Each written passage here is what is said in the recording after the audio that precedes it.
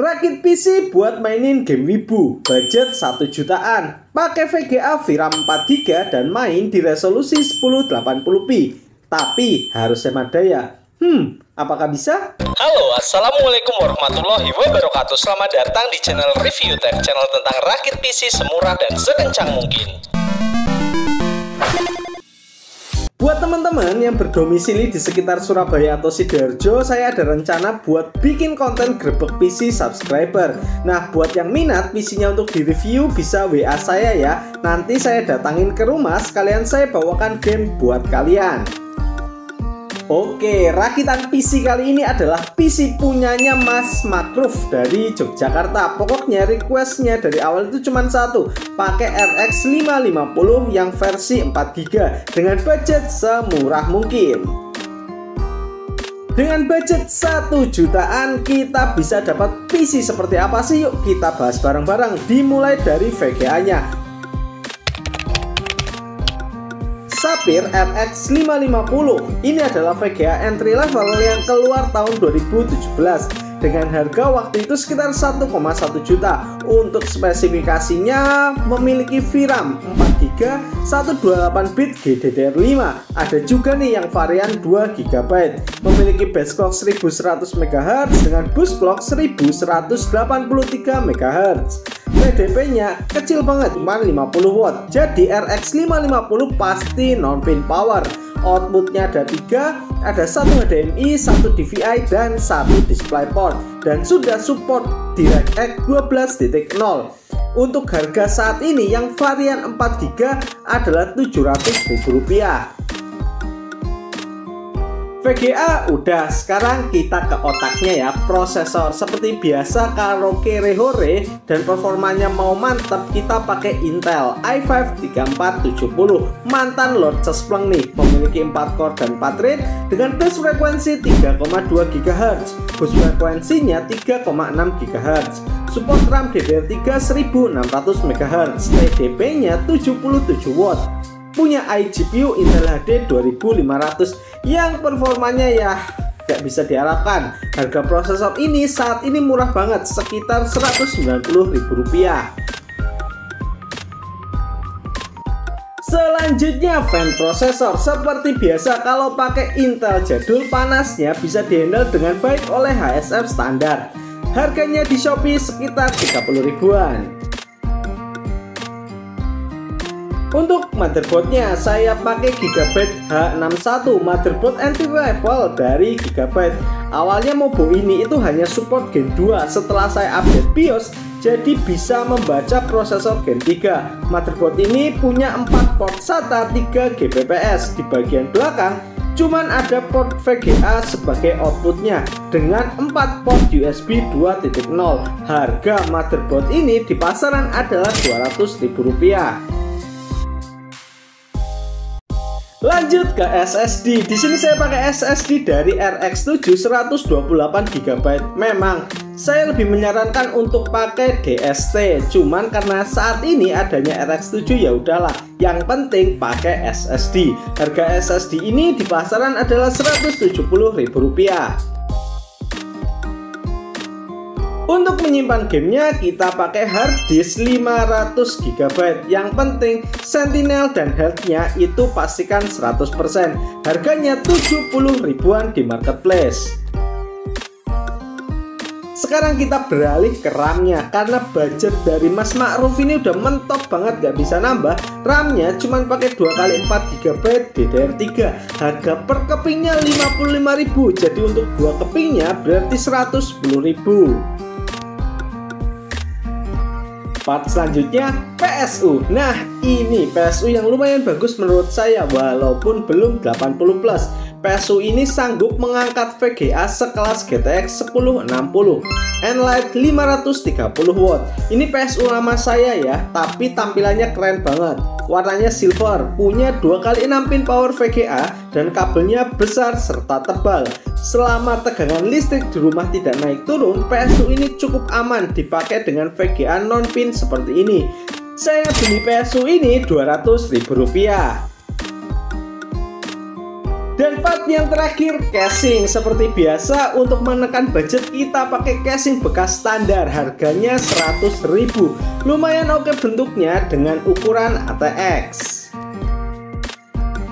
Yuk kita total, VGA-nya 700, prosesor 190, HSF 30, MOBO 200, RAM-nya 110, SSD 170, HDD 70, PSU 200, dan casing 100.000. Totalnya 1.870.000. Harga ini baru harga partnya ya, belum termasuk ongkir. Untuk rincian lengkap part ada di deskripsi. Buat yang minat langsung di check out saja. Oke, sekarang kita ke opsi upgrade-nya. Kalau teman-teman punya PC seperti ini, pertama yang di-upgrade itu PSU-nya dulu ya. Beli PSU yang 80 plus real.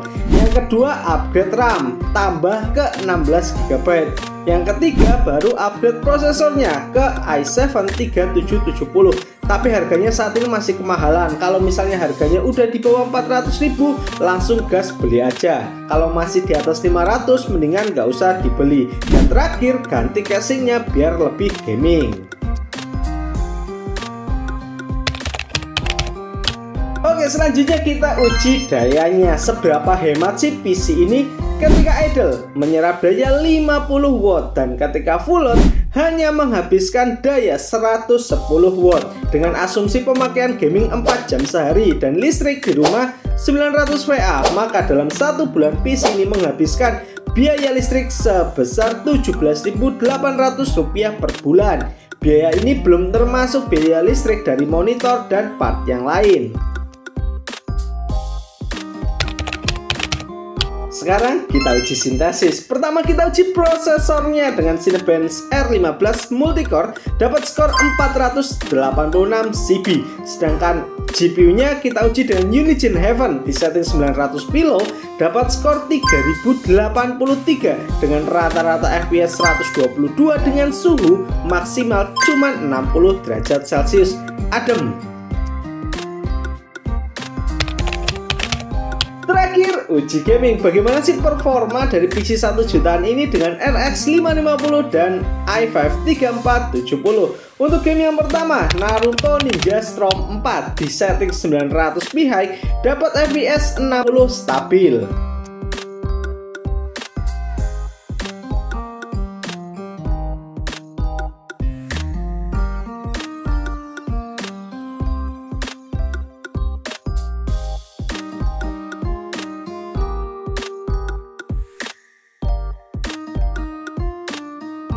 Nah, untuk game-game yang saya uji kali ini adalah game-game yang memang di request oleh Mas Makruf. Untuk game yang kedua, GTA 5 Offline di setting 900p very high.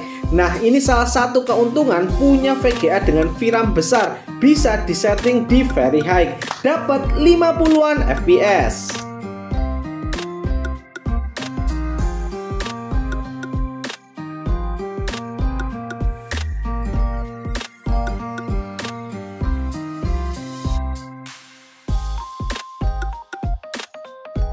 Game yang ketiga, game bola PES 2021, kita setting di 900p high, dapat FPS di 40-an.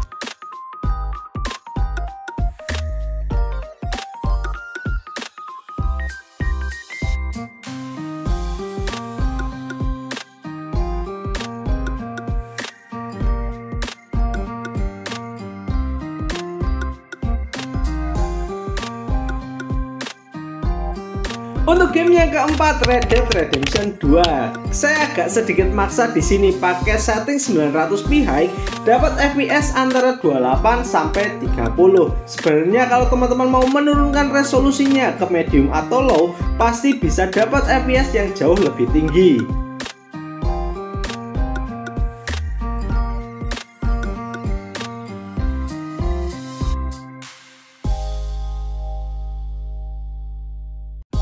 Game selanjutnya, Rise of the Tomb Raider. Sedikit maksa juga di sini pakai setting 900p high, dapat FPS 30-an, cuman kadang-kadang drop sampai belasan FPS.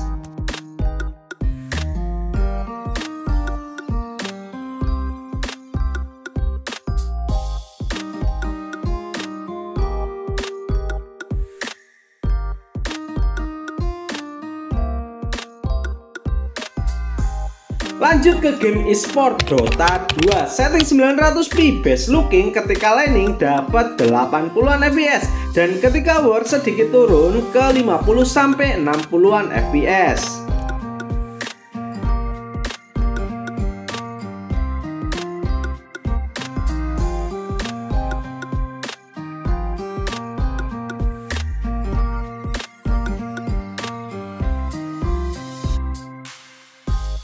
Selanjutnya game Wibu Wuthering Wave atau apalah itu bacanya, yaitulah di setting 1080p low. Ketika di awal-awal itu saya dapat 50-an fps. Gimana teman-teman?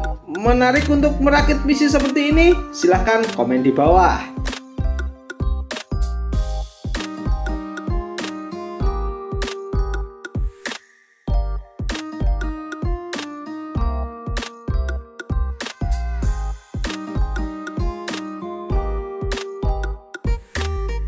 Dan game terakhir saya sisipin game berat lah, Far Cry 6 di setting 900p low, dapat fps ya cuman 26 sampai 30 fps.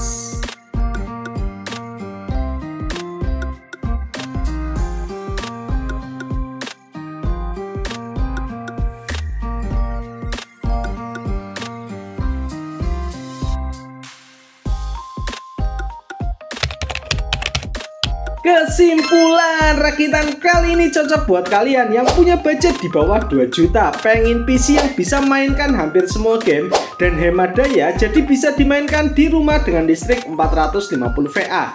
Ternyata setelah saya mainkan sendiri, kekurangan utama dari PC ini justru di RAM-nya. Banyak game yang akhirnya FPS-nya agak drop karena kekurangan RAM. Jadi pertama upgrade RAM dulu ke 16GB. Dan kalau misalnya cari RX 550 susah, bisa diganti dengan GT 1030 GDDR5, GTX 750 Ti atau GTX 1050 yang non-pin. Tinggal sesuaikan budget kalian dan ketersediaan barang di marketplace. Oke, terima kasih teman-teman sudah menonton ya. Semoga rakitan PC kali ini bisa jadi referensi kalian. Mengingatkan lagi buat yang domisili Sidoarjo sekitarnya, bisa WA saya biar saya review PC kalian. Akhir kata, wassalamualaikum warahmatullahi wabarakatuh.